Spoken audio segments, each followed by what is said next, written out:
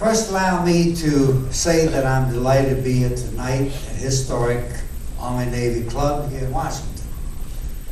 As a matter of fact, at my age, as the judge says, I'm delighted to be anywhere and still realize where I am. I'm not kidding. By the way, I'm really here to act as an interpreter for these two gentlemen. Because I know damn well you didn't understand a thing that they said tonight. They write in English, but what the hell they speak in, I don't know. Let's talk about the Bloody Gully. That was our mission. Incidentally, in my opinion, and many others, had we not been successful in that battle, we may still be trying to rescue the continent of Europe from the Germans.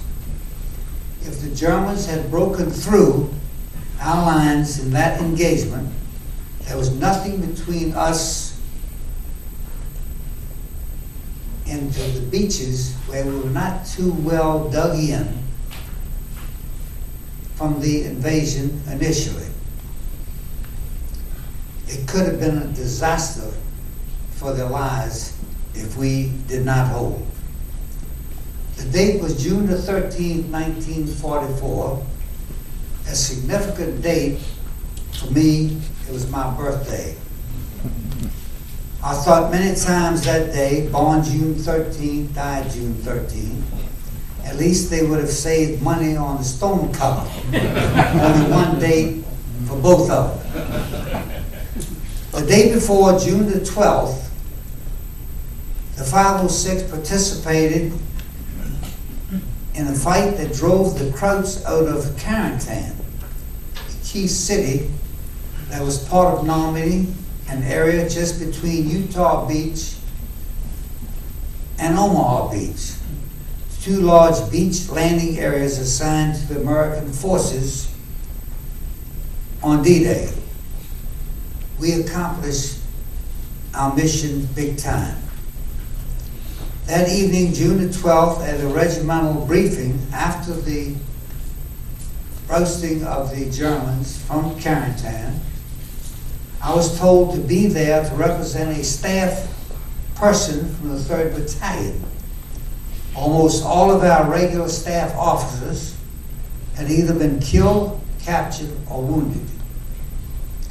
The 506 was given the mission to attack the Germans at 4 a.m.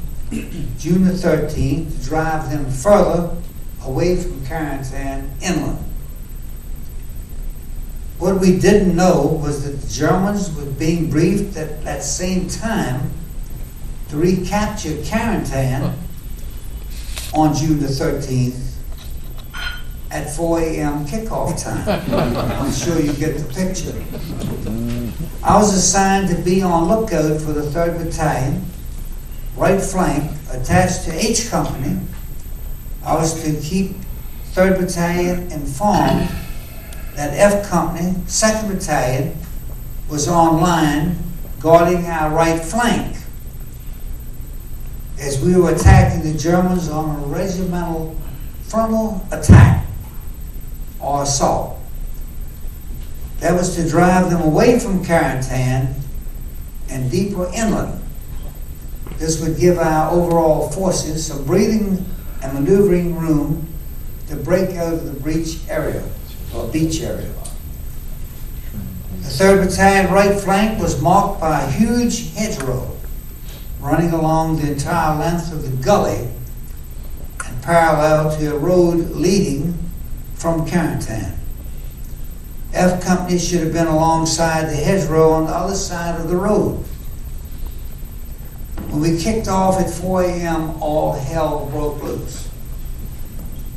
Both factors were facing one another, head-on battle. Now, I have been both in the bombardment of the woods outside of Bastogne, during the siege of Bastogne, during the Battle of the Bulge. We were given the ultimatum to surrender or die, and all that other nut stuff that you've read about constantly.